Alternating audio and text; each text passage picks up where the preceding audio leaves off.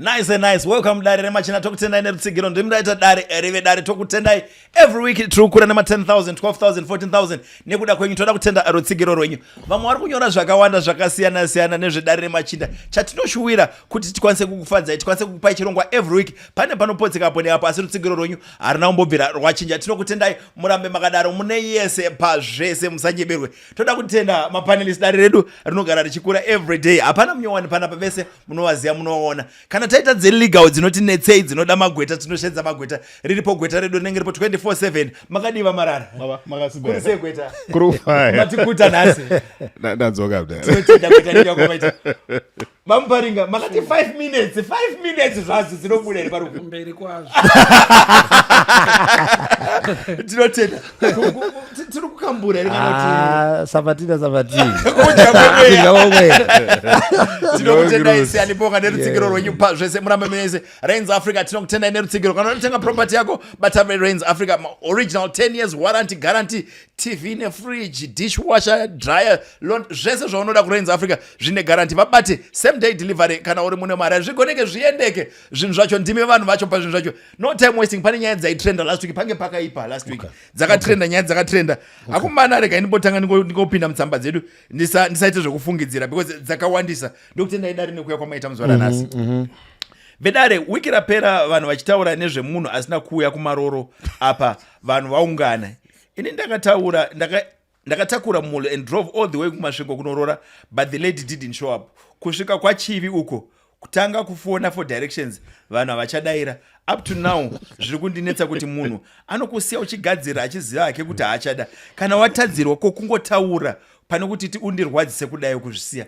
Ndotanga nemi nhasi gweta ndimbotanga nemi pane mutemo here unokwanisa kusungira munhu kuti hauna kuuya kuzorora pawaifanira kurora wakatumira promise. chokutanga haisi mhosva hayo kublutika munhu haisi chingazongoitika hacho pacommon law kune inonzi breach of promise to marry ndo iripo iyoyo kuti wakambori promise kuti chandorora ndibva waregera. But remember mutemo haugona kufosa munhu kuti akurore. So chaunogona kuclaima madamages a breach of promise to marry. But as madamage anoona kuti undowana GD6 kana akwaya anonzi ari consolatory ichema kunyaradzana. So you can't really look forward to being rich because mna defaulter. But zvozo defaulter zvezve shamwari vanhu vanodefaulter for my reasons are different. Because kana munhu ane valid reason why azo defaulter it's also a valid defense kana azorwa nelawsuit yakada kudaro. But as something chinoendesa kujere kuti munhu akublutika. Saka pamutemo zvinotongopera zvitovhara zvakadaro. Besides madamages zvatongopera zvakadaro. But usafunga kwa madamage uri unondo wakaembana unotenga chimwe chinhu chemusoro. Wadi promise kurora. Izini pane mutemo utaura unzwa dane munhu for 3 months and then ukaregedza ato mukadzi wako. Hakuna zvakadaro, that's heresy. Hakuna mutemo wakadaro. Hakuna zvakadaro. Takavhundutsirwa tikavhunduka. Munorenga social media zitereka ubana. Hakuna zvakadaro. So remember mutemo wedu unotaura nyaya freedom of association. Come on. So which means I can associate, I can disassociate. But kana dzanyaya dzedzo zokuroora tofana kuzokunzwisa izvo. Just like zvona virginity. Kune inotonzi seduction. Yekutoti munhu akandibvisa innocence wangu itoriko but haisi mhosva kuti watorera munhu virginity yake. But again haugona kuita enrich yourself from a loss because mutemo wana kustructure kuti madamages akupfumise. That's not how it looks. But most important now usangoti chingoitawo zvivindu ngomuzara handisi kuya. Embarrassment yekutanga wanyira kuti becoming Mrs. Patisanika Patisanoita bhuku rangu randakanyora kuti no one is coming there. Oregera kuuya mdara. No one is coming. You never recover zoko.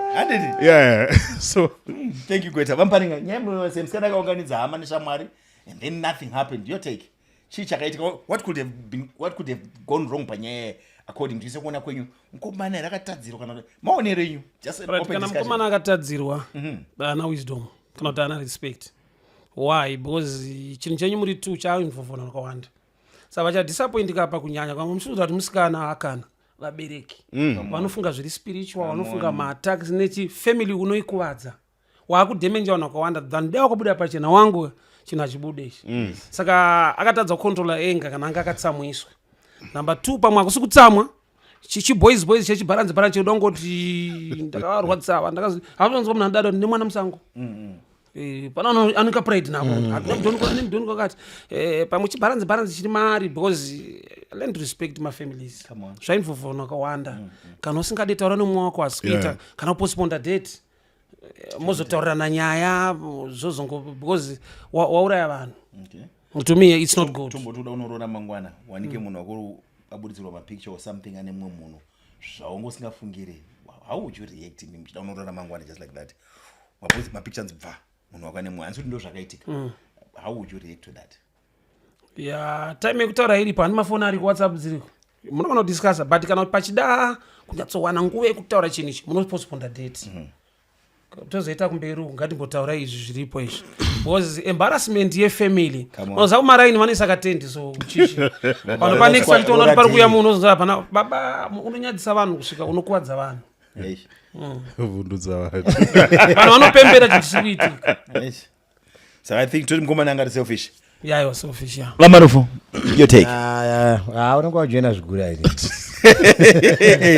Yeah, pana pakashata, but I think probably it also shows kurerutswa kwaitwa chinhu chinonzi marriage, because marriage probably kana uchidana nemunhu mada kusvika pamastages ekuroora unofanira kuziva kuti musha handi wako nemunhu warudana naye. It involves many people as others are saying, but maonero andinoita ndekuti probably what we need to encourage kuti vanhu kana vachidanana ngati vana ngavasadanana vega pasina vabereki vari involved. It could have been better. You see mastructures ana teta aya ndo zvaishandira kuti position chaifamba process yacho yaitofamba zvakanaka. Tete vanenge vachitobatsira futi kutovheta kuona hunhu hwemukomana. So it shows kuti munyaya iyi vanga vachironga zvinhu zvavo through excitement. Musikana akandikuya kuzororwa vabereki vasutoziva type yemunhu wacho ari kuuya. They are waiting in anticipation. Saka tine vabereki vari kuda kungokambura mari but vasingazivi kuti munhu ada kuuya kuzobvisa mari pamusha akaita sei. Ngadai vakatoudzwa Jeni because zvinoonekwa and third I would see kuti there is something wrong with this man. Come on. So but ukazotarisa uchaonawo kuti ozo munyaya dzacho kana iriyo nyaya tiri kudiscussa mapicture mamwe akubuda alikiswa anzi musikana anomwa bhiya andita sei. So chachiri chihure changa chichiitwa. So mukungoita zvinhu izvozvo tabva taona munhu auda kuti ndoona uchivhunduka kuti ndizvo zvanga zvichiitika kabhozika uya ndo nyaya dzacho kabhozi mukomana ndosaka asina kuuya ari kuti handiitiswe. You see, handiitiswe saka zvanga zvisiri proper. It was not a proper relationship. Iri well established. Saka chinhu kana chiri well established chine involvement yemaparents. I think also even mutemo wekuti thou shalt not steal unosvika ipapo aurevi kuvanhu vari kuba chiri mbavha dziri kubira vanhu. Munhu andana nemunhu wabereki wako asingazivi ari kuba munhu. Thou shalt not steal must apply. Unofanira kuzikana kumba kwavari kudana wai uri kutora mwana wanhu uchienda naye uchitravela naye vabereki wako asingazivi. They must know kuti ndiana kudana nemwana wedu. So mastructures yafa. I think you are happy if you are a father. You know kuti mwana wako musikana now especially mazuva anaya takufanira kutouraya izvozvo kuti hanzi haifani kumboziya. You must know kuti mwana wako ngauye ataure dana ningotoita nguva yaunoti chinenge chirungu but wototi mukomana ngauye ugarapo woita conversation naye so that you unonoka musoro. Dai baba wacho wanga wakataura itoziva kuti ndandagara ndarona riri benzi pamwe wakatobvunzwa vanogona wasitorina chaunoziva pamusoro pemunhu iyeye wangoti handizive tatangoza saka ukaita conversation uyakumba ngauye kumba ugarapa musikana onzenda kunana mama kitchen you then start kuita sei kunoka head saka unogara nani unobva kupi wakakura sei so that you know kuti mukwasha uyu munhu arida kuziva. Saka paano pamadates you already know that this man is an honest man.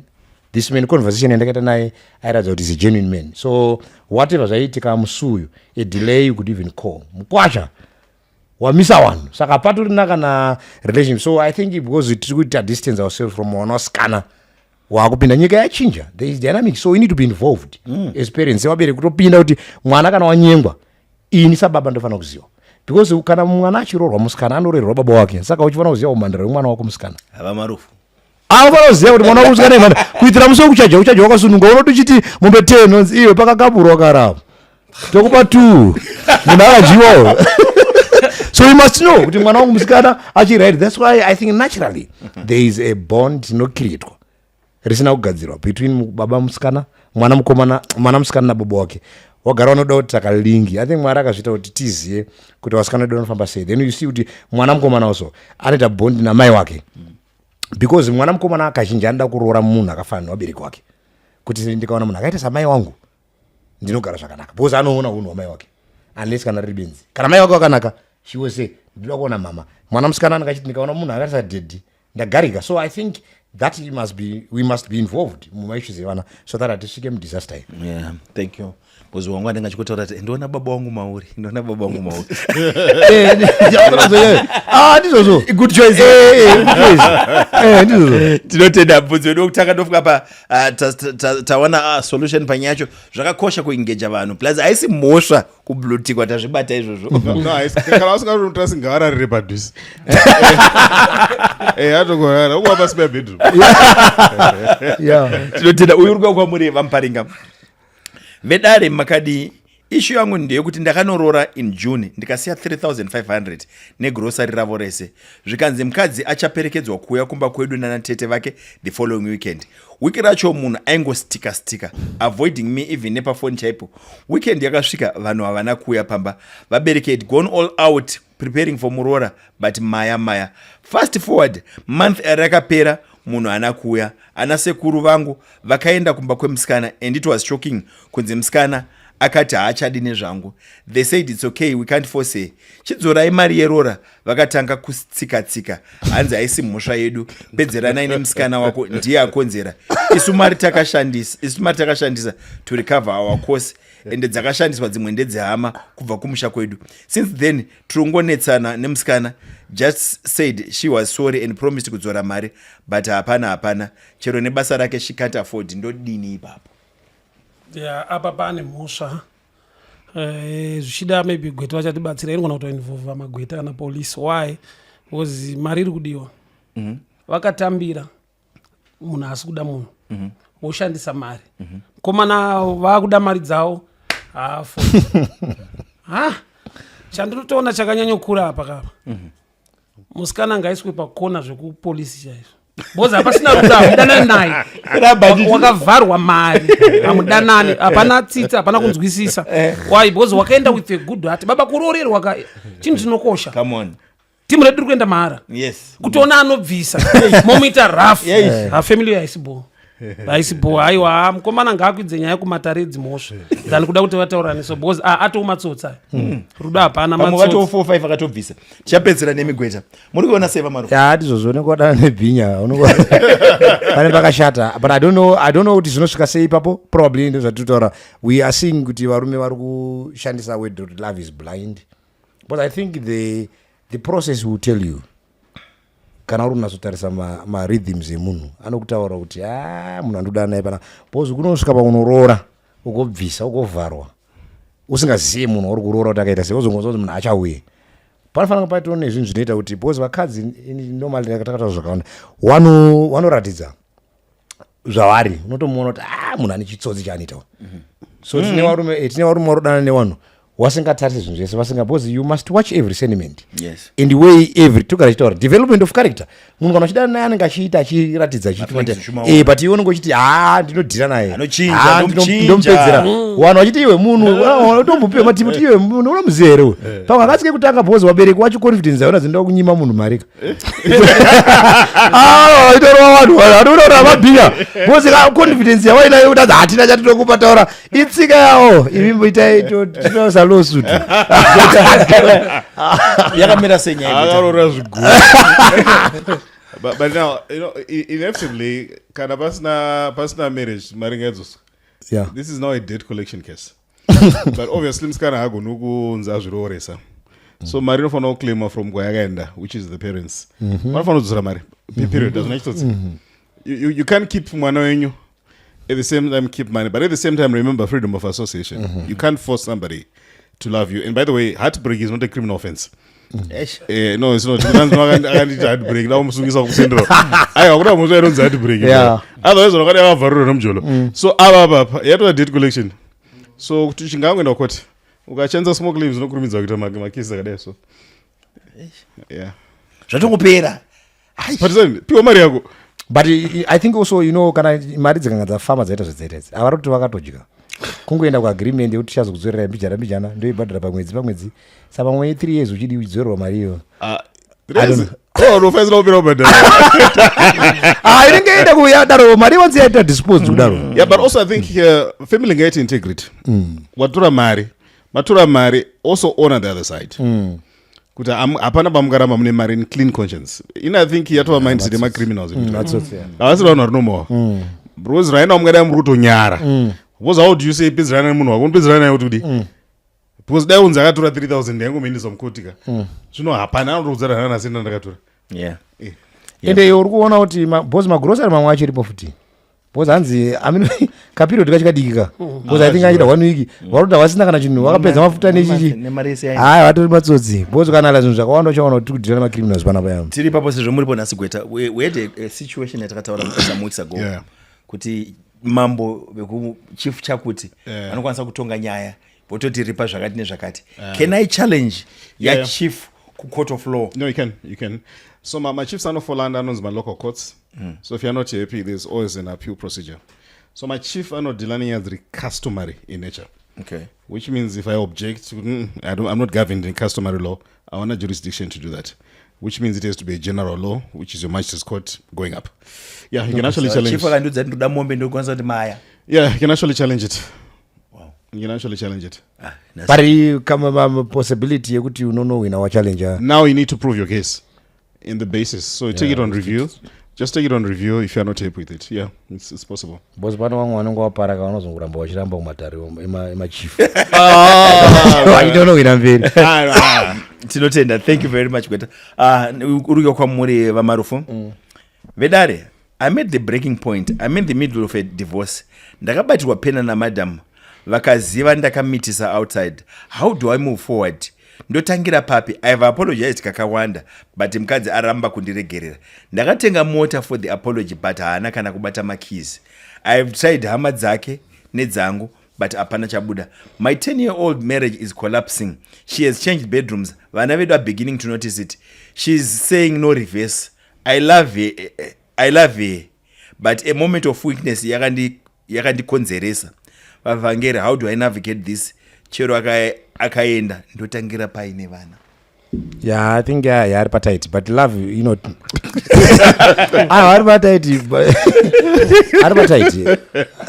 But it's true. Yeah, tight. We appreciate kunyora kwaro. Iwo kumuwerengera ukenje wakasaka damuziko. Zvinakushata. But I think true love inofana kunge fall under, it's a principle. It's not a feeling. Then kana ukangopinda ma situations akadai, I think you need to haudi kuuya uchitaura mashoko afana kuwanda uri kuona ada kuedza ungati cover up nechi kana waita upombo ukaita zvawaita izvo wauraya trust, so you need to earn it, you need to work on it, you need to prove by actions. Not kuti wobva nemoto shamwari iona zvatakaita mota ndenzi ya mota yechivhure here yo uri kuona mota yechivhure kuti chiko kana tiri mune chiti yatakahurirwa tiri kurowa tinotenda nechivhure chakaitwa what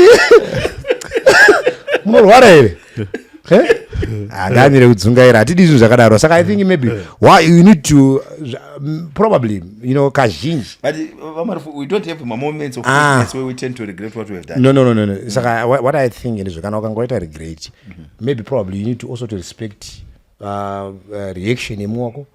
You can also say allow it to go because separation is a divorce, then you start doing a process yekutera anditi uchishanda uchiratidza uchimuka uchinoka pagedhi mangwanani, mudzimai wangu ndiri panapa ndinda uya ndakakutadzira iye achidongorera pahwindo mangwana wodzoka uine shoti nevhesi oti hakutsi kurarika kumba kusvika aoti bhururu bhozi lize kumutendera kuti aite.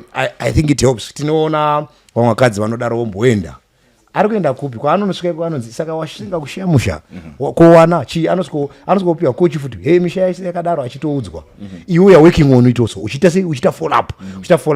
He needs to work on because mukadzi wacho ari kuramba wakatozvitsvaka kunyanyoramba kwaari kuita munhu akamenga achibatirwa achitsurwa iye achiti ndinozisiya because atakuti hanzi weakness. Saka I think mukamburi angagara achidi yake achikambura kwenguva endeko zvinezvi achera gomba awira marini.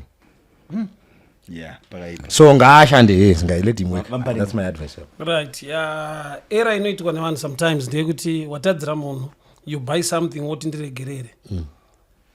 Forgiveness inobva pakuti une chawapresenta haisi genuine. Forgiveness ngaibve panyaya yaitwa.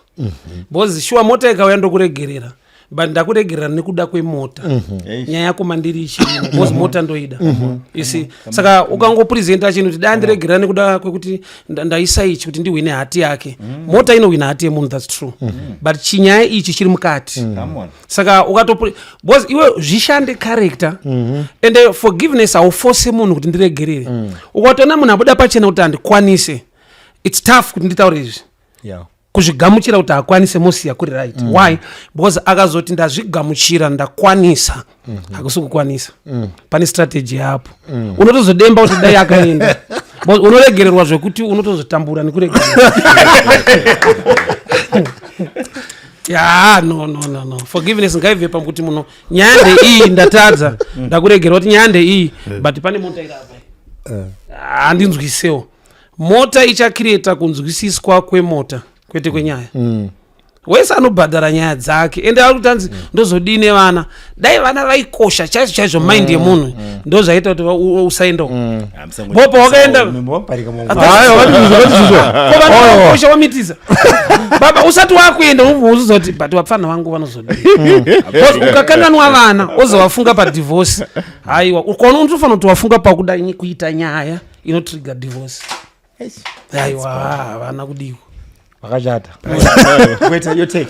All right, I think the question I'd not focus on is saying ata handchada no reverse. Do it as saying. The question is kana munhu asada hachada. No answer. Truth be told, how would I quote what I still love you. No, you can't. I want to order you quote no Buddha. And secondly, it's very possible to force somebody who's around a body.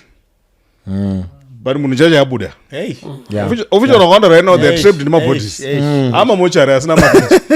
We wasiri wa mtumbi muna asizimu. So inina I really think sometimes you need to move from denial to acceptance. Ndo zvitoripo. Because you've tried everything. Wambotenga motors, wambotora na mara okwirita. Next thing askuda, makia na umabata, wambona mata, watini forgive me, wamposta pa status, askuda, ungadi.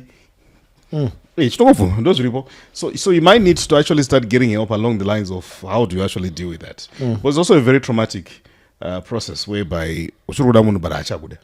Unfortunately mtemo wedu manje patisani kana munhu wana sadaka chiro uchuru kumuda zvaiti. You can't force yourself. So code right now ndingangoda anchada apana panotaura kuti anzi ndichiri kumuda. It no longer works like that. Kana wana ngoda anchada zvapira. Yeah, pakaipa. I think vanhu vanofanira kudzidzira forgiveness. There are many times yandinoti ndatadzirwa nemunhu ndongoramba ndichitaura naye ndingange ndamuregerera but zvandinchifila mukatika I'm not happy chimanje ushare base nemunhu ndikatokudza kuti pane mwana kuti uyu kamusi wachanza ita exit ndichafara but ndiri kutaura naye ndiri kutakaregerera pane paunonyatso funga kuti panofanira kunzi I think we need counseling panyaya so forgiveness is divine but also let me tell you one thing chisirudza vanhu vakawanda you know when people come to me for divorce I usually ask them besides izvi zvaitika izvi what else are you really having problems with? Because I wonder they are leaving 90% in search of 10%. Because remember, ujangoita ndichoti abatwa. Remember, kunezi madhara zvasvika pakuvigwa. Mageneral aitaurwa mageneral ototi munozonzwa paguva kuti ayo mudhara angatori nevana waumbe kudarika vako iwewe. So sometimes you might need to realize kuti kunzokuka patisana hakuna zviriko. Because uri kusiya munhu ari kukuchita iwe undotsvaga munhu akarambirwa kuchita futi uriita namba 2 ikoko.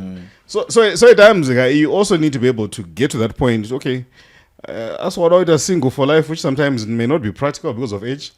You might need to be able to come up with a decision. It's not my emotions kuti edhevha unoziva ari nani panoda undotanga kuti attachment naye ngotanga wambostada kuti satani anobarata sei unozopiwa paper 3 yausarambona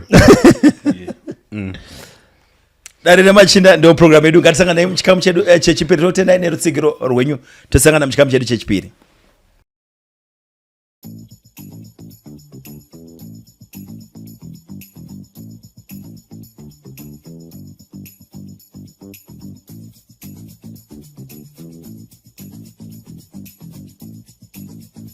yeveve tokugamuchira muchikamu chedu chechipiri zvakaoma zvakadaro ndadzidza kunzi gomera uripo better is the devil you know than kunotsvaka kure kana ndakakutadzira ngatigadzirisane kani wangu waiziya aikona unonorohwa nepepa 3 tokutenai vanoita kuti zviendeke pazvese boss Frank ndo vanoita kuti muone zvamunoona boss Bledza director wedu mune yese pazvese sakangano chimdara big dara Mr. C thank you very much nerutsigiro rwenyu zvigoneke zviendeke mibvunzo iri kuramba ichipinda panapa yakawanda apa ndotanga nemi Gweta vamarara vedare vakadzi vachafarini kuti zorore atisana uprofita vedare vakadzi vachafarini kuti zorore. I met this lady kubasa. She was 5 months pregnant but murume wacho was married to another woman. Akamuti bvisa nhumbu mukadzi akaramba. So ndakamuda akadaro kusvika pakunozvara. Pakatoita complication. I paid a lot of money for it. The child is now 2 years. Love ichitotsva pai tichitotaura zvekuroora. Problem ndakazobata phone and discovered kuti mukadzi achiri kutaura nethat guy nekumutumira mapics ake emwana and she misses him. Achitonyora she misses him. I confronted her and she was not even apologetic. Hanzi azvichinje kuti wait something and ndivo baba vemwana. How is it possible kuti munhu misses munhu akamurwadzisa kutoda kudzokerana naye?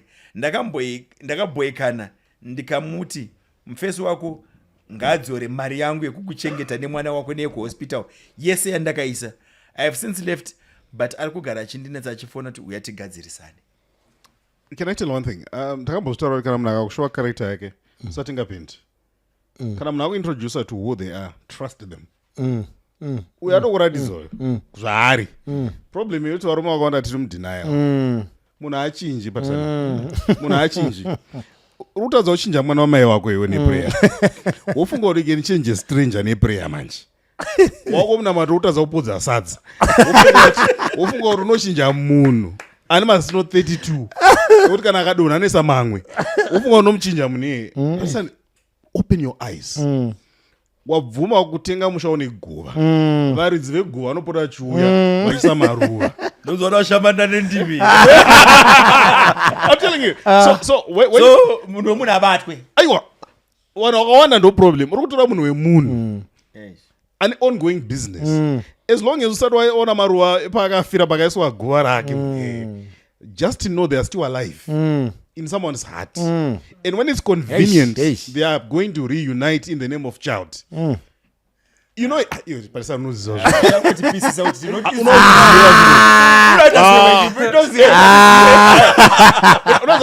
right now, vanhu vakawanda vanosvika pakuita vana nema-ex vari married. Anotoresa mwana Beth. Apa urogadzira imwe Beth. Muda ngoti pisa panapa pa program pana. You know, this guy ngagamuchire kuti akaita loss. Kusiyana nenyaya. Bozo kuti anzi munhu wako ngazondipa mari yangu. Hakuna mari ichabuda. Warowa life bora mukarowa 2-0 rapera kabora. Chitenge chowatamba mdani. Saka defeat maloss anosangana nawo mu life semurume. Wavharwawo pachini chizvapera. Move on, ignore izikanganwa. Why? Because hondo zvachada kumutsaka. Wodyirwa munhu wako wofona wakudyirwa futi airtime unofanira unodyirwa kangana usatombofona kana wadyirwa unodyirwa futi airtime dzakucontrola kudyira resign baba malosariko unokuwadzwa malosarimo mlife accept vuma udyiwa mdani. But ini ndandibvumi manje ndinogona kutora 3 chadwa kuti namatiwa inonga ndikanyaka ndinogona kuchova 3-4 years zvakapera ndinouya zviri mandiri amenoti chii uri chipoko mdani. But abvuma loss sometimes ndibvumi bamparika ndibvumeni ndinouya kuruza kuri kwarume kuna vanhu vatoluza zvinhu zvakawanda dzimba nedzimba kuti kamari kandakazodairira kuna vanoluza maproperties kuti ukahanzwa vanhu vava vachiri kufamba ende vachiri vakasimba life inoda kuti umbozvitenda kuti loss dziriko. Hai ndotozoruza 100 kutsvaga 10 ndozvandii. Pakashata. I think because ari kutaura nyaya kuti anzi mukadzi wachanga ane nhumbu 5 months. Saka anofanira kungobvuma kuti basa rake ranga riri kungosimbisa nhumbu yacho. Akangosimbisa nhumbu ngabvu akaitawo basa rakanaka. rekusimbisa nhumbu akakamburwa ndizvozvo akasimbisa nhumbu asi I think akanga ari baba Abrahama chaivo because apedza kusimbisa nhumbu akatanga kuchengeta achiti aita basa rakanaka. I think kana akavhura kambani yeNGO he can do better pakusupply vanhu zvinhu. Is a good supplier.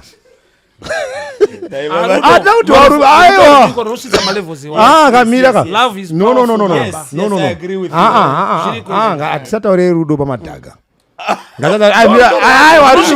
Harisi rudo uku ndokudzungaira samuparinga.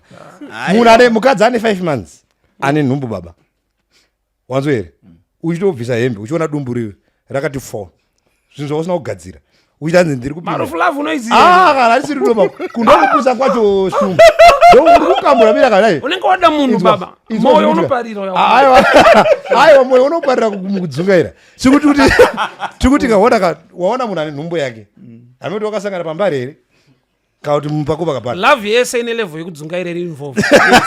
Aiwa but that's not true love. Because let's not mix true love and principle. I think principle, love ikanga ine principle, then it becomes a true love. Akulove une principles ere. Wanda zvako. I don't know. Maybe ndo rudo rukushandiswa navanhu. But I think to this stage Patsan. Because pacha munhu ane nhumbuka pachazvarwa mwana. Handiti mwana ana baba wake. Iwo wasvipa mwana azvarwa kuchipatara. You are not even bothered. Kuti utsvage kuti baba wemwana uyu zvatasvika apa vari kufamba sei. You are not bothered. You know kuti aripo kandi ndizvazotaurwa akanyorerwa kanzi mwana kunoko vari kuchengetwa namuseyamwa asi mutupo takapa wenyu ndiumba akanyorerwa zvinhu zvakaona to me is okay. Love inokushisa malevels but amai ava vatadza kugamuchira rudo ruri pachena. Isusu tinoenda varume tinonosvika tunorarama in that evil because we are in denial of mafacts atiri kuona ari pa. Love is not blind. Love sees. Unofanira kunge uchi-anticipate kuti urati munhu wandoda naye ane nhumbu ko murume wacho akauya mangwana kondikazowana wachitextirana bhozi ariko what will happen so that usazotinyorera tsamba uri kutinyorera tsamba bhozi wakanga uri ndinayo kuti zvinhu izvi reality uchaita uchasangana nayo saka akona reality manje zvinhu izvi akadai akazvicalculate asati apinda anokambura pakakamburwa asati nhumbu 5 months wakamutanga sei munhu ane nhumbu tikuita uri mwane zvinhu uri kuona munhu mukadzi ane nhumbu pana pako pakapanoti haisisi ndimirire iwe pakakamburwa pari kutaura pakadyiwa iwe wakuenda uchiti makadii ndiwo maresults ana makadii pakadyiwa munhu womunhu pane guwa tarisa kamusha wacho une guwa ubvunze kuti guwa iri tobvisa here makuwasi tonomafusira kunze kweyadhi kuitira kuti katozvonofanira uchibvunza ka kuitira kuti kana waridzi wauya usazotinyora tsapa kuti waridzi weguwa wako waida kuti waite sei wanouya kugorawo ndira baba wawo wayazomaintaina nyaya yenhumbu inotinetsera marufu takanzwa kuti temperature yacho inenge muri kuiona segweta. All right, I think one of the problems vanhu ngavasanyanyoshandisa mafeelings shandisa brain. All right, so it's good to also be kind, generous outside marriage. So kana wanga vanotisa humanitarian case, don't impose love. Like amana uchima zvemari kapa but mari inenge yakuenda ndakuda ukamikasa sukasa ndoona something ndakupoza ndana tell one thing because pretty much kulo kuna inonzi voluntary assumption of risk ndo yakati kunotonzi voluntary assumption of risk and do you know munhu anopinda match boxing agunondoripota case yasuta anoziva because watobvuma wega kuti sport ndona kutongorwa ndikadona ikonokwana yembama mdara ye kurwada mambama ye augonozondocomplaina mapurisa ndakarwa mucheka azviti lomunyaka because wakadosainira kuti zvinoitika so ndozvotoita vanhu vakawanda kuti when you are taking in such a setup you need to agree and advise yourself kuti apa ndakusumudzana nayo apa so these are simply the consequences. Maybe ana mafriends ana network maifamily yaiva involved pachinhu chake ndo maerrors involve vamwe auzive zvese mulife. Love inogona kukufurira but unoda munhu ane pfungwa asiri muchinhu chenyu anoudza kuti pakaipa hai panhumbu bozi unogona saona kuipa kwazvo kana uri murudo hauoni unoda timu riri panze rokudza kuti hai watsana rudo ruripo but nhumbu iyi mawana aiwa kana panhumbu apa ndo pakaipa baba akati kumira atanga azvara udaita secret love ndotongopinda mbotanga uchengeta hai akanga achitaura aiwa aitoudzwa nevamwe wake aitoudzwa asi aiti adza chine nhumbu ndo chinofaya achidzi iwe uchachema dza hapana chine nhumbu ndo chinoita afira temperature apa yakupisa temperature yewa yaimbodziya yakupisa homwe ne aya vanhu vanone zvivindi mudara sora ake pakachata vamuziredzisasambarika vamuziredzizi tinotenda bvunzo uri kwakwambore mamarufu unoti I need advice. I don't know, maybe ndakabaiza. I told my wife could you have gained weight and auchanakidza kuona and that she should join gym and start eating healthy. I said it as a joke, zvisina serious mukati, but I think akabatikana. Wiki ratokwana haasi kutaura nini, angori ma-one-word answer. My intention was to make her reflect and start working on herself, but I think akatozvitora nemwe nzira. Help tigadzirisane. Yeah, pakashata. I think uda kubhodza anaendesa mukadzi kujimuka ndikuri kunzi vanhu vari kukamburwakawo aya kandiuda kutomubatsira kuti ngaasaite sei. I think what kana ukangaona kuti mumwe wako ndo chimiro chave. I think it's also important communication skill. I think it's important mumba so that autaure matauriro acho pauti airo rakudhanganyika izvi akutinyora zvakanaka but ndo matauriro akaita so kana wasvika apa kana mukaona kuti maibhoyi watsamwa wana wakuda kuti also iwe uchiratidza kuti chi wakachenjera ndopataitaura kuti even unochibonde rinogona kudi unogona kuti chiti mapinda zvezvo wotanga kuti uchimunaisa uchinaisa uchitaiwa zvinowanikwa yora ari pachipfuwa chiuchikambura uchidi mumubedroom mukadzi uchizama kufara newene zvinonaka zvimaswitsi kutry kuda kubvisa my-emotions because wakadzi wanenge watsamwa wanenge wane bitterness because my-emotional beings. But I think communication skill is important before wapinda mumatambudziko aya. Ngatizive kuti utaura sei, ziya mumwe wako kuti anogamuchira sei mashoko. So waigona kuti Maxine shamari I think ndikuona inini chaiyo atibojoga tine feti yakaipa so ngatimira sei hatitoda kuti ndizvo zvoga ndinoda kuti timboita sei kana uchiona kuti ndo zvakaipa kana uchiona kuti gym iri kudiwa wopinda naye Maxine muchita sei muchiro wacho imotivation wozomusiya kwakudi yakupedzisa sinzi ongomupinza chi wangakangotsa munhu ndakunza cho kuti uri kurema iwo ayo usadaro ndiakauya wakapasa saka chanzi unoziya sei kuti ndinorema wasingareme makawazira kupi ndaitadza kufema makafema muripi tinotenda kweta. I think Varufu summarized well in communication. So the concept is not bad, it's how it's delivered. And most importantly, you're not destroying in the process of trying to convey something that is seemingly going to be good. Because like now about orwa ego emuna. Out of doubt. And now utofungira wewe kuti kune munhu wakaona wewe aresident wewe. Warumukumbea naye. Chiro story ina. Wakutonzi nemunhu wakaona wewe. So now you find kuti once munhu watongokanda sidiyo watomukwadza. So I think it's really good to begin to work on winning back the confidence, the trust. Again, it's a journey. It's not easy. It's not easy. Because remember, forgiveness, your person not for 3 years ago. So we imagine, imagine wakaroza ka 3 years. So that I also know number one. And by the way, everyone entering my shortcomings. Chingofunga kangu ukandiro as a main one weight. Yeah. Wapera. Inotopara kaimbaka. Ondozati dora. Ai. Madora anokura. Makwimba anokura. Apana promarorira repiri. Anokura. Even riripo aseko. Asi riripo. Makwimbi. Makwimbi wapera. Muri kuona sei mafarika. No, sekutara kawaita communication skill yakaleka but kunogona kwakatangira nyaya hamuwanzoseka mese. Because mu relationship muri ma friends mozama windi pa rank vanotukana zvokuti anonyara ndimi iyo andosekera unzi wemboko yoti hawadiko imbweyo friendship ikadevelopa zvakanyanya mazwe kutuka akusi kutuka mukadzi ane dumbu sokuti Jojo wadiko Jojo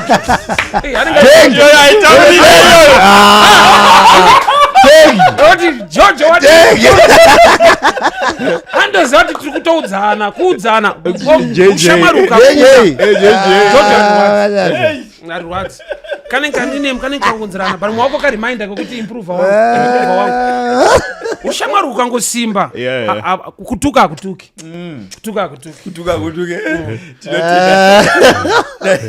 tapatwa uyu mudzi uri kwamuri kweta Yeah. ndakaita mwana nemwe mukadzi but marriage haina kubuda. It was toxic pakati pedu zvokuti up to now mwana handisi kuona.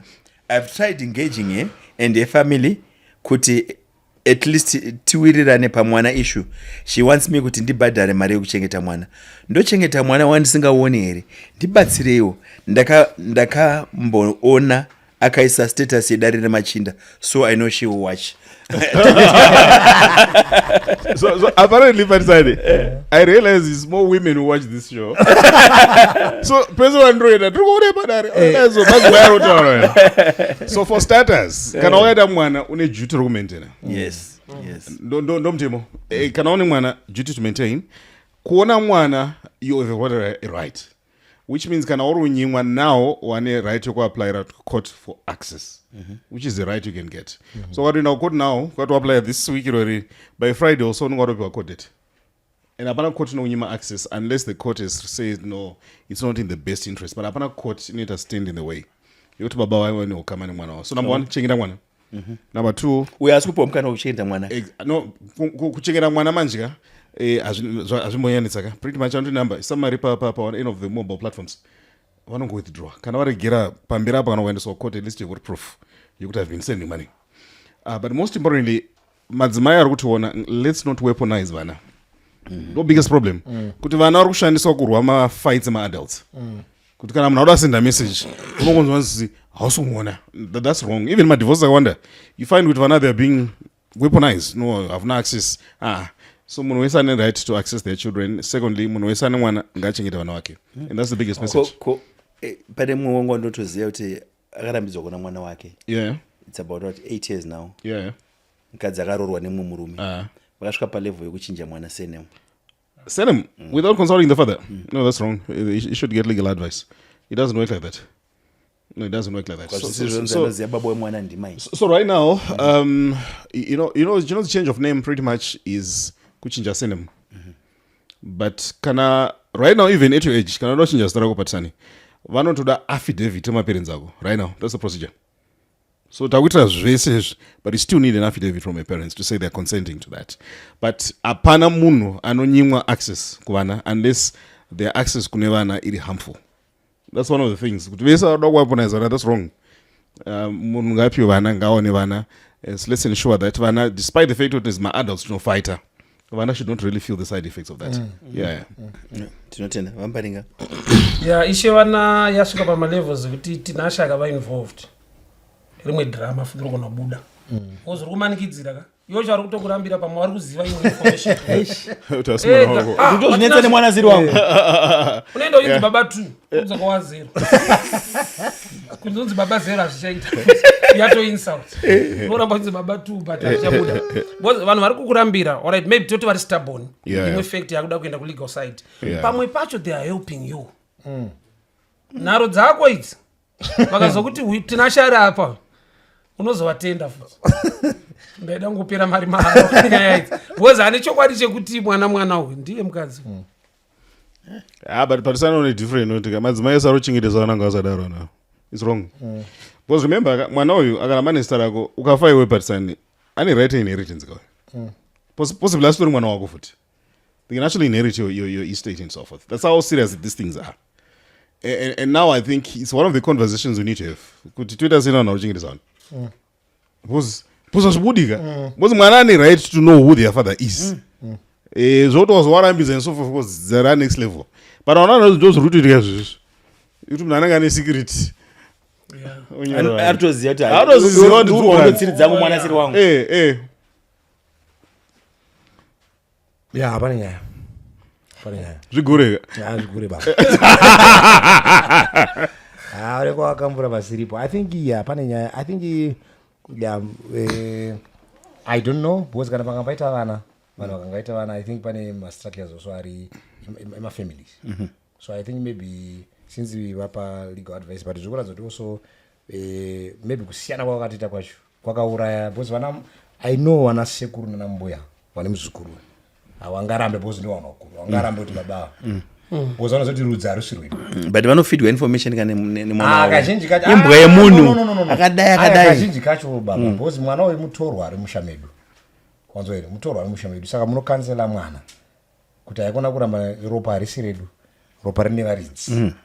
Ndozvinoita vanhu maparents amachoti tiri kuziva kuti mune maproblems, toziva kuti mune matambudziko, pani mwana wayo ane rudzi rwani, ane rudzi rwake. So kazhinji because zvinhu zviri kuitwa manyaya dzivana maandiwa nepregnancy dzinewana wari kuitwa musiri mastructures ari kuinvolve those who must be involved, wakuru vanomanager. Madivorce ari kuwanda because hapana link between the adults and the young. And ndisakati isusu tutaura zvebhaibheri, Mwari anondovenga kurambana because ari kuda you now see pfungwa yaMwari because confusion iyi Mwari ndosaka ari kuramba divorce. Because you can see now, because out of bitterness uyo ari kudzivisa, saka achafidha mwana uyu kuti avenge number 1 baba wake, number 2 avenge marriage. Tikutogadzira mumwe munhu a divorcee from that young age. Because number 1 achaona baba wake anoona nehate, number 2 achatasa marriage kuti ndakakona chitambura, ndakakura baba namai vasipo, I don't think ndingada kugara nemunhu anonzi mukadzi because handidi kuti ndazopinda mumarriage ndorambana ndoita kuti vana vanoenda nemukadzi. So iyi society iri kubreeda vanhu, uchiona masingle mothers ari kubreeda futi vana vasikana vanenge vatori single.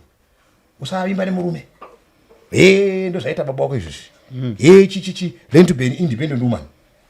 Zviitire kana watoda unongotsvaga murume anokupa mwana wochengeta mwana wako, usada varume imbwa.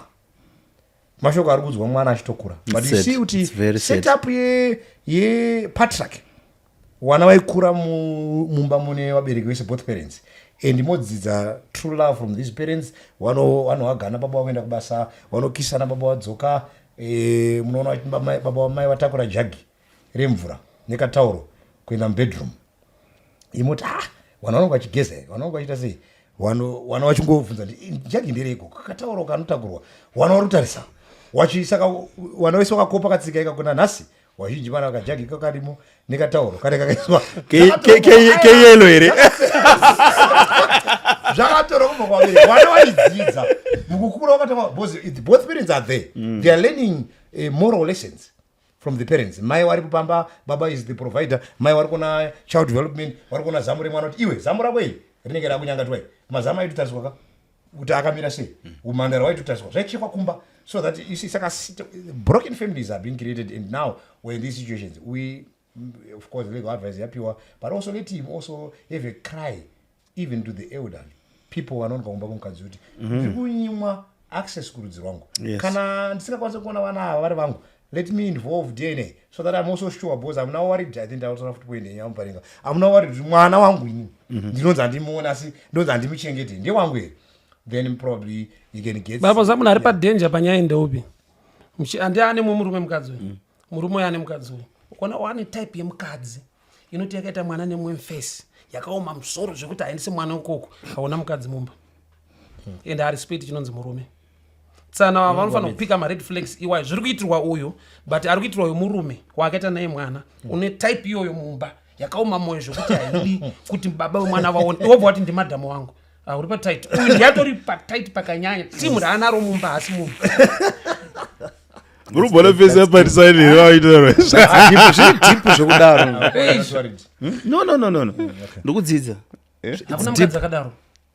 Yesi anototi asi wanorume yosiyana naye, mwana wake ndochengeta kuno. Ende iye mukadzi chichika type yemurume. Yeah, true. Mutya. Kuti hatombo kuti mwana wangu aone baba wake, zvekuti anondida, zvekuti adi kuti I respect a human life. So it danger, it bomb. It is. Because imagine if she can do that to another man, what about if things go south, Muritu? You face the same medicine. I'm not getting waste. Tinotenda dare remachinda chikamu chedu chechipiri ndo pachinoperera. Tinotenda Rains Africa mune yese pazvese mafunga kutenga maproducts enyu ane warranty neguarantee, TV ine fridge ndakaiona ku Rains Africa inini. Endai ku Rains Africa vanorwa same day delivery. Proton, the best of the best bread, ndo chingwa chandinodya kumba kwangu. Tese tinodya Proton. Ndoda kuzopa mahamba eProton pana pamasvoda kuti kungopa chete nokuti tinokwanisa kuzvita. Tokutendai nerutsigiro rwenyu. Usakangana page unolike, udza shamwari yako inolike page redu Dare Remachinda 24/7 takamira like yedu Dare Remachinda Facebook, Dare Remachinda TikTok, Dare Remachinda Instagram, rangu wa Dare Remachinda. Tinokutendai Machinda, munoramba mchitsigira program yedu tiende kumberi. Kasana nemchikamu chedu chechitatu chekupedzisira.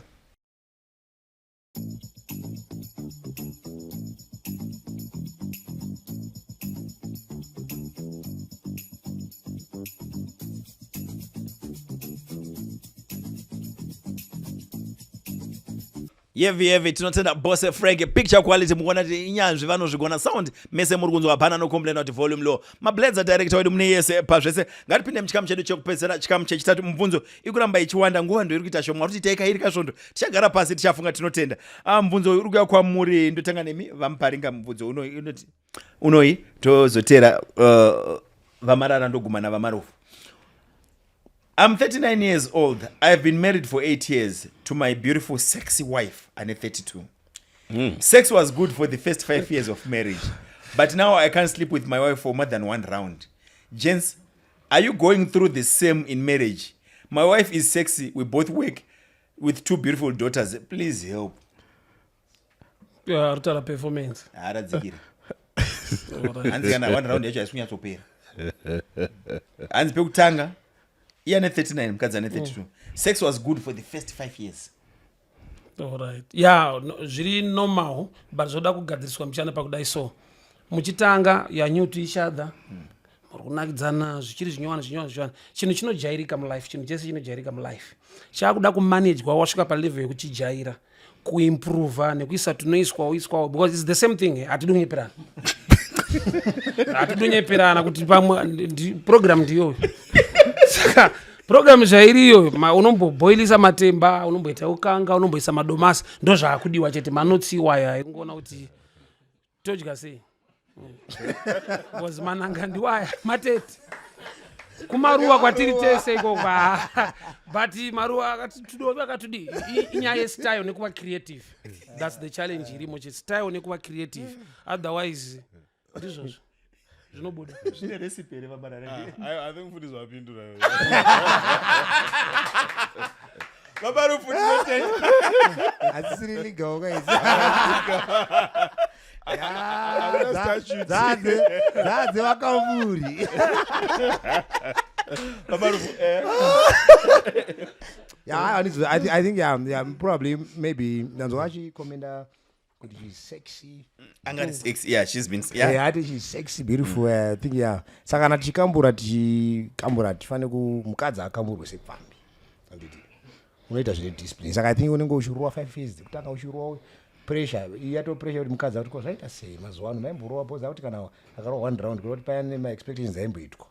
Mu 5 years waimburuwa 3 4. Saka izvozvo one achasimuki. Saka mukadzi kuti ko chichanetsa. Mukadzi achiri mudiki 32 versus 38 ko chirowa ika. Saka mukadzi unofana kudzidzisa bonde rinda discipline. Even Bible inoti kana poa ndoti mukarowa vakonde kutanga 7 munombonyengetera kuzaire bhuku vakonde kutanga 7 poa ndoti advice ukarowa umbotenda Mwari nokutenda sabatina kudya it's important usarari mukadzi sokurara nepfambi.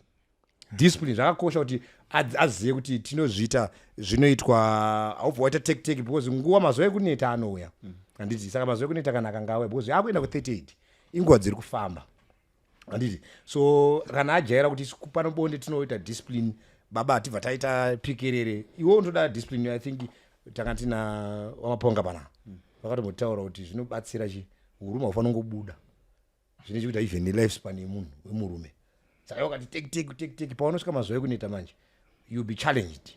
So it's important kuno varume vasati asanga mudambudziko iri kuti gave maroutines enyu ari proper kuti kana wani pasvondo. But you know what Maruf? Ipapa chose to differ. Okay. Being creative kuva adventurous. Mukaita discipline ndo zviri kukuwadza muchienda. Baba pari kutodiwa programs zoita kuti ngaona ukwana. Boss Iraq neIran ka baba. Ayo momira. Kuti kandaso. Ayo momira. Ayo mira. Okay, andisikuda kuramba pfungwa yekuti creativity iripo. Apa ndiri kudzoka kune awawa. Wasati uyu of course autobe advise boss amumatambudziko. Toda apa ndiri kudzoka ngumashure kune wasati wari kupinda marriages because kuma early we are 32. I want to believe kuti at 5 years takati boss vakarorana vachiri vari vechidiki. So there was pressure. Mukadzi anga ari 6 ifunga kuti 32 achiringotaura kuti mukadzi uyu itori nyama handiti ndizvo ari kutaura mumessage yake. So akarora mukadzi akanaka ari beautiful but now akuremerwa nemasports because muperiod ye30 to 32 there's a lot of pressure papa ane wana nechi, so he's busy with life. Uda kuti saka apa usikaomba futi bonde rakaita sei ipo pana paona kuti padare pana wati wapedza dare rineri wosvika futi kumbonzi raundi yacho kaiwo iwo pauri kunzi rwa 4 kana 3 kusvika kwaedza saka kuti nango macongo dust acho uri kufamba uri kushanda ari kunzi isazvi une congo dust baba uri kuda kurowa apo wakandeta une hope wapedza kudadare kuma 8-9 waswera zuva rese uri unodona saka ndiri kuti but kana mukadzi wako akamunzisa kadiscipline ngekuti ukasvika kuti ndakaneta chatozoona makuseni torwa morning glory kwaedza anokunzwisa afana kuti watadza kuti usimudzewo program manherada yamana ndachitora afana kungozoti aya makuseni program iri sei iri kuya so hauchaite wari hauchanyore tsamba yekuti uyo atoo warid pamwe mukadzi anambotaura zvokumupa pressure but akutongofunga kuti program yachasimuke so pakudaya zvidobi zvataona muparinga kuti upushe program but kune rimwe timu risati rasvika mudambudziko iyi ngatigare tadzidzisa madzimai kuzvidzora because vakadzi ponde vanorota baba that's why variwo vakawanda mustreet because vanoda sei ndivanorwa usiku anoupira vana 10 imukarowa 10 rounds pa1 night hazvigoni asi vakadzi mastreets varutorwa akatorwa nhingi oyodzoswa opinda futi mune imwe program otorwa nhingi oyodzoswa opinda mune imwe program but hakuna varume vanogona kuti aiwa but rukombeya vanotora alcohol vanotora madrugs kuti vaite chinhu ichi zvine discipline zvakutaura zvemarriage 1 round can be enough than 10 dzepanze dzemunhu ari drugged saka pamwe pacho tiri kutora manotsika kana rushandisa zvinhu sirizvo like waona pono utoenda kumba ndoda vanhu vaye ifirimu vachawana mari ende vanoenda kumalevels emastream nekuti vane madrugs saka romantic must be involved, romance must be involved. Muchienda ndofunga iye atara nyaya yekurova ndidya nyaya ndeyekuti ndofunga itimu reri rinowanzopiwa mumba isu hatipiwe tobvuta iati iyoyo iati yekuti mwako anojuma unzi kwamadi kuti tamu utaurira wamarara isi unokuwarara zese awara vaita muteti kepele juve close chakari wachijonga matare ekukamura radare rekukamura baba tiri kupiwa nanhasi matare ekukamura iati handosvika kwanazvo dagadzirwa pen every day kepele juve close inotenda vamarara vapa voicemail. Thank you very much. Uruka kwamuri vamarara. Guys, imosha yangu here kuti tete vakaudza mukadzi wangu kuti she's wearing a short dress. Takaenda kumusha nemhuri. Pakukwazisana ndipo pakaudzwa, ndo paakaudzwa. Ndaisatova mumba macho. Ndakangoona munhu atsamwa kusvika tidzoka akatsamwa. My questions, how do you tell munhu wako kuti pfeka zvakanaka? Ndaimbomuudza asinganzwe kusvika tete vamunanga. By the way, I never told tete this issue. Iye arufunga kuti ndini ndakavaudza. This is the problem, but Sanshawari. Pamaidata pamaidanana baba. Epfeka zvakada sei. Because remember munhu anotanga achikuintroduce anopfekaga. Then iwe wotanga kuzvitolerate. Then mosvika pastage yekuti makupinda mumarriage. Musina kuadresa some of these things. Because remember vanhu vanobva nzvimbo dzakasiyana. Chauri kuti chiri short iweweka. Kwawo kumba chitori standard. Andofamba pamberi pababa. Chitori normal baba akarapa yakapfeka izvozvo. So the majority of the times because hatisikuita ma-conversations aya before we get married. Tikushanda nema-assumptions yekuti no by the time ive achachinja surname achazotanga kupfeka mazambe akadi because some of these things hazvitorimo. But bottom line goes to what mvangeri zvamwe achitaura kuti chinjonzi friendship chakakosha. As friends we're able to talk. Certain dressing iri right tiri two patani. But kana tabuda and kana taenda neimwe certain environment ngatipfeke zvinoenderana nechi environment taenda kunhamo taenda kune vanyarikani certain dressing ngatingoadjust for that second kana wakumba hacho ukafamba kwachama it's okay. So I think it's very very important to be able to also dress for the occasion, understand the occasion kuti kwandoenda kuita zvibudizvi and kana munhu akudzwa kuti ngatidresse for the occasion hakusi kukwataka. We're saying your dressing should not also cause discomfort to the other party. Ndotsigira nazvo ndo chaizvo occasion yese ine dressing yayo tiri kuenda pavanhu kuhama uri mukadzi wangu hausi mukadzi wanhu vesa saka but mukadzi ari mashow anozvitora kuti icompliment yakanaka kuudzwa zvakanaka zvakanakira imba yenyu kana takumba kwedu kubedroom kwedu vamwe titoni mapolisi kana ndaa mubedroom baby pfeka ndiurayi nedressing ndiurayi roba mutoti ndiurayi kana takubuda kwanenge wani maimufundisi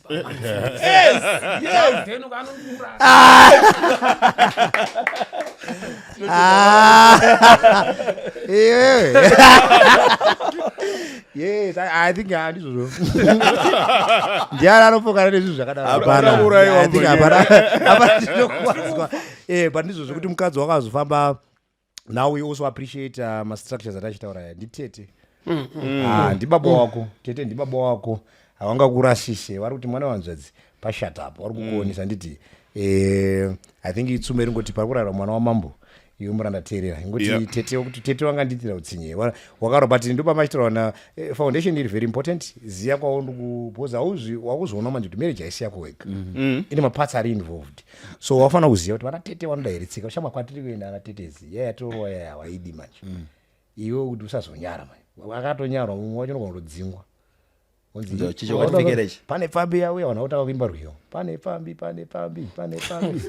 because tete vanogona vaitoziva kuti wavo murume futi hana kudzikama unoroerwa ipapo muchiramo baba muchiramo utunzi kachanzi munhu akarohwa parufu achirwa muchiramo so it's important kuti kana wauzoona tete then kangoteerera then ngavaadvisane I think tete havana kumuitira chinhu chakaipa let him advise machinja but also I think Patsanika munobvuma kutsorika it's not everyone ari kukuudza kuti gadzisa pakati anokuvenga sometimes it's actually for your good zvinobatsira but dambudziko rinoitika society yedu tanyanya wanza ma-rights direct I can wear whatever I want to wear kana uchida kuva married Patsani ma-rights mashoma come on kana uchida zvema-rights it's actually okay to stay single because marriage whether you like it or not itorine marules ayo uchienda kumusha uchanoita chiroora iwewe kana waita chiroora uchapfekwa mazambia une brazilian yako $500 chimboirongedza pachada kutakurwa mvura are you ready for that pachada kubikwa pamoto uchaenda kunhamo iwewe vanhu vachauya vakawanda varoro anobika these are the rules but vanokwana vanoda the institution but they don't like the rules of the institution. Amen. Yeah, you need to abide by the rules. Mana rules. Bora jaja na tunofarira rine rules. Vanhu 11 ku vanhu 11. Tinotenda. Mvunzo wedu upedzera muchikamu chedu chanhasi dare remachinda. Vedare ndibatsirewo. Ini ndakatadzira mudzimai wangu akandibata ndine munin'ina wake amainini vake. Munin'ina wake amainini. Zazeka kawana ida mudzimai. Ndakakumbira ruregerero nokuti tine vana tese vana vanova vairi. Haasi kunzwisisa. Ari kuti kana achida kuti ndimuregerere ndinoda kurara neshamwari yako uzvize ndarara nayo. Ari kutaura zita reshamwari yangu. Ari kuda kurara nayo.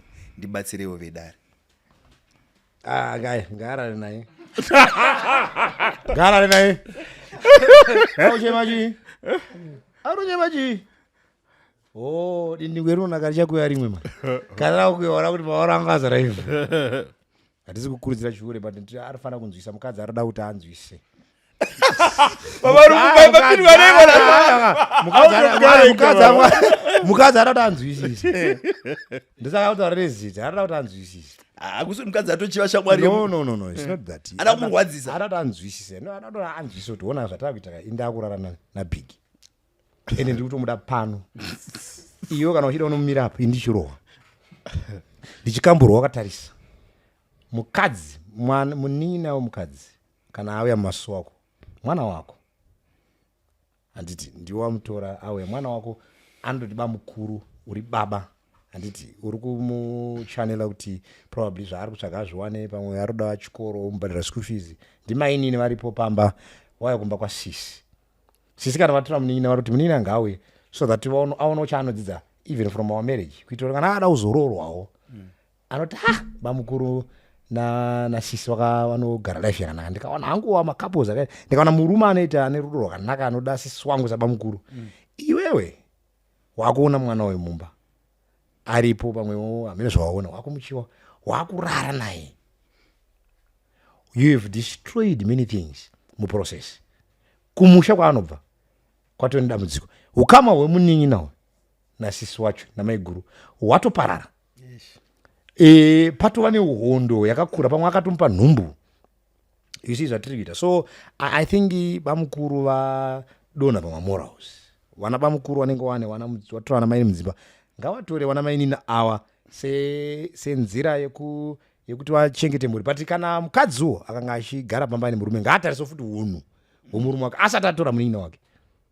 Ziya munhu waunodana naye kuti akaita sei, because unofanira kutoona kuti idzi dzinotarisa handisati ndambodzibata zvangu, but ndikazesa munhu wadhuze panapa nange tiri mota zichidai tichirowa mota so pakangoti wadzinongoita kuti dzisida kuita zidzo. Unofanira kuziya munhu waurigara naye so that iwe uchabuda uchienda kuonda usara pamba paipaya. You see, I think it's important, but kana tadaiwo taita bere musha rakudya wana waro. Tinotenda hamarara. All right.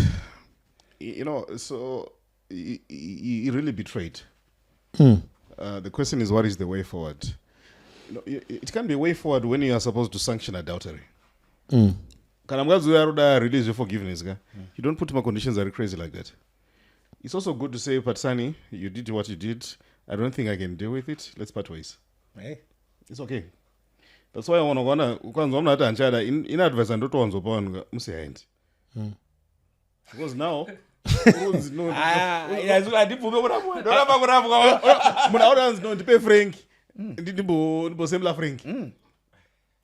what can I say boy you got to kumbura mun Naruza aitwafadza madzimai mudara because now those ones Frank was out to take. Yeah, so he messed up. You can't do anything about it. That's the truth. You can't change anything. This is your sister. They are a stranger nani. Tukirana ghost accounts. But then this is your husband. So it's not an easy situation. We're not condoning the guy, but I think putting my conditions that are crazy like that, I don't think also is practical. I know maybe it's a way of trying to demonstrate Gucci just to feel the level of betrayal. But it's not a practical remedy. Yeah.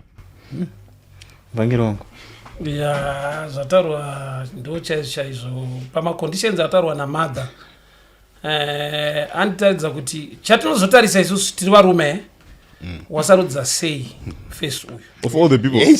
Ndawangoti nicharara neshamwari yako iri bo but ukazotaura zita tisataure bozi pamwe ndaitombomufungira mufesi usanyaya dzisipo muzvisina basi kana chakurwadza usingagone kuchipinza muforgiveness shuwa kuenda kwakanaka pane kuisa zita bozi zita iri haribude mandiri zita iri chakirieta nyaya mandiri mufesi wangu pamwe hasuziva kuti zita rake rataurwa kunoko oda kuseka neni aitaura ngenyaya idzodzo panofamwa saka ano mubhururu wedu akatadza akabhaiza malevels ake aita mainini bozi watadzira family iyoyo udarika aenda mukadzi yari kurwadziwa atoti bheta baba family waiuraya uchada kuti mukoma avengane munin'ina wake zvitori pachena vanotovengana vana vacho vachazvarwa ipapo maproblems aunza akawandisa but uyabva titi kuti tirambane futi vana munhu akafunga vana first hapinde kuisoko chinhu chaitika pano mwakamboenda kukoti mambo ndine vana kunzoko unombotaura zichemo zvako ndine vana kunzoko nyaya yapindira munhu yekuti aifurira musikana obvisa nhumbu svanzaiva vana vari kunze vashande ari munhu waida kutouraya iwe unotouraya vana une rekodi waida kuti abvise nhumbu usanyepere kuda vana iwe wanga ne programu yekuuraya mumwe wacho haudi vana saka mamwe nyaya dzatinozotaura kuti because pane vana panechi kana waiziva kuti pane vana uyu mumwe mwana wawaabhusa watonipicture unza haudi vana ndimaininga mwana wako saka vana vari kuda kunyepera ava mumwe mwana wawaabhusa uyu ndo sembo iri pachena kuti hauna respect nevana amai kana vasingagone shasha ngaende because munhu akubira ukamuponda ukamuuraya aita nyaya hombe ndiwe watadza kuhendla nyaya diki amai kana matedzerwa this level mukataura zita reshamwari yangu mandiuraya ende varumeto isu varume hatina kusimba saparika muright vakadzi varegera rume wakawandatinofa kumana aiwa but samparenga ini ndiri kuti kumukadzi ndiani angada kuita chihure achida kurara neshamwari yake anoti ndipe kungotaura because iwo akakuti ndipe saka ndiwo unofanira kuenda kushamwari unoti shamwari uri kudiwa namadhamu kumboko yaukambure So I guess to sympathize with her, of course maybe we uda kutaura kurwadzisayo, but imwe point yanga ndikada kuwedzera ndekuti wana mai nini wari kuchengetwa mudzimba wanofana kuva nehunhu wokuzivawo futi kuti ava ndibaba. Unosvika sei pakuita bonde nemunhu ari kuita baba kwauri achikuchengeta, unotarisa sisi wako mwoyo wako worwadza, kwawabva nemarriage struggling, pamwe utori nhera, pamwe yaitori nhera yanga isina kokuenda, sisi vaka ndikarasa here, pamwe ndo first born musikana mubari kuti ndorasa here wana wamai wangu, ini ndine pekuti warare, waiswa masuo aya wakuya wabvisa bhurukwa rako mumba umu. I think also we are creating a society newana wasina hunhu kusvika palevel iroro. So let also wana mai nini newana watorwa kuti wabatsirwe wachengetwe waziye zvawafambira misha, so that misha tisasiya taiuraya nekuiputsa. Ruchiva rwatoitika baba mukuru wanechi wanazvo uya kuti kana ndikatorwa pana ende once wangorwa bedzi wasungwa. So I think wana mai nini tsena achatadzisa mwana mai nini kuchengeta vanokanzwa vatonyaya dzakadai ambedza kuti mwana wamai yangu ndokuchengeta uriko. You see, so I think it's pane matambudziko yafa yawo. I think personally, I think in closing, ungadzidzira kuchengeteka. And as a man, let me actually be very blunt. You can always justify chipambi. Akasingaiti shepi yacho zvakawanda, which means I think it's also a greater call to discipline at a personal level. Because pautu panakatanga mumwe baba. Totanga kuita zvimacompliments tukuiwe. Then secondly, ndakamboita imwe show paStar FM inonzi zvirwere. Ukanzwa murume wako kuti manini ngawadzokera kumusha usanyeta naro naye. Ndinokudza because unoona unyazoisa type yake chaiyo ubva wanyatsoisa mumba chaiyo. Unoziva hapana nanidi yotsvaga lodge, hapana nanidi hotel, watokreata base pako iwo futi augari kumba ndohodha tirumboenda hodhaa waroero wosiya vanhu vari kwani munhu. Tinotenda Dare Remachina ndo program yedu every Monday na 7 PM tinenge chisimuka maplatforms akasiyana siyana. Bluffy SDA Church, Dare Remachina Facebook, Instagram, TikTok, kwese tinenge tiripo zimsele tinenge tiripo pa YouTube ende mno like page yedu Dare Remachina tokutenda pa zvese zvamungade kusira ma families nasi shokora nasi in a minute. Ndofunga pa madiscussion ataita kuti nyaya inonzi discipline yakakosha mumuri nerespect. Ukarespekta kwawakaroora vese vari ikoko unovapa chiremerera chavo kuti uzorara nana maini. Respect, discipline, society yagadzirika. Zvorema hazvo, but let's try. Tinotenda. Yeah, I think also let's keep on involving vakuru muzvinhu zvepwere kuti varamba vachigavhena. It's important because vakuru vane experience yavana yanzi grey hair is a symbol of wisdom. So kana ukanga une munhu wadana naye rega kuiroera musango uya naye chivhiwa padare pane wamwe wachiti hanzi yakaora gumbo iri dambure kuti siye mutsipa wacho uri right. Zvakakosha hani zvakakosha. So let's have that mastructures dai zvaibvira wana tetenga wapindi mastreets watanga watibatsire wana waparara. Indi kutofunga kuti wangu ndowaendesa panani tine wana wasikana ndiani kwari kuchengeta jaya kwake nekuti ndiri kumuchengetera mandara. You see zvakakosha izvozvo. Munhu ngazi iwe kana une wana wako wasikana une wana wako wakomana iziva kuti ndine mhandara dzandiri kuchengetera kwangu samparinga hamene mune majaya here wazowewo kwangu katichinja reka riri jaya risina kukambura parakakambura wangu wasina kukambura zvosangana mastructures aya. Saka let's maintain mastructure. I think vakuru vedu kunyange vanga vasina kudzidza vanga vaine certain level. Grey iripo vanoya kwapatisa Joka. Kepele You know, I think every time I'm not reading my message, these are real people with real situations. I think the biggest message is to don't suffer in silence. Okay. No, don't. Varumota go through a lot, person. Every time we read a message, it's a cry for help. And society has taught us as men to be strong. Men don't cry. Men should cry. It's okay to be vulnerable. And most importantly, beyond, of course, we enjoy ourselves here, but our prayer really is for people to go through different marriages, find solutions to problems, and most importantly, come on, it's very important. a majority of us as men, we've celebrated each other as Nabasa. We've celebrated each other as Chirasika. But let's surround ourselves, Newanu, who want to see us grow and who don't want to see us go down and say Nagamunza. And I think that's why I'm so very proud of the show that you're doing here. And just to thank all the women who are watching us today. Thank you. Asante. Tinotenda siyalibonga kakhulu Rutsigiro ronyupa zvese murambe makadaro mune yese pazvese musanyaberwe. Tinokutenda every Monday na 7 p.m. and I'm not like my page edu dare remachinda. Reigns Africa usaikangana Reigns Africa. Boss Frank imborakidza zvinobva ku Reigns Africa. Vaone kuti kune chi ku Reigns Africa. Tinokutendai tosangana muzvikamu zvinotera siyalibonga. Asante.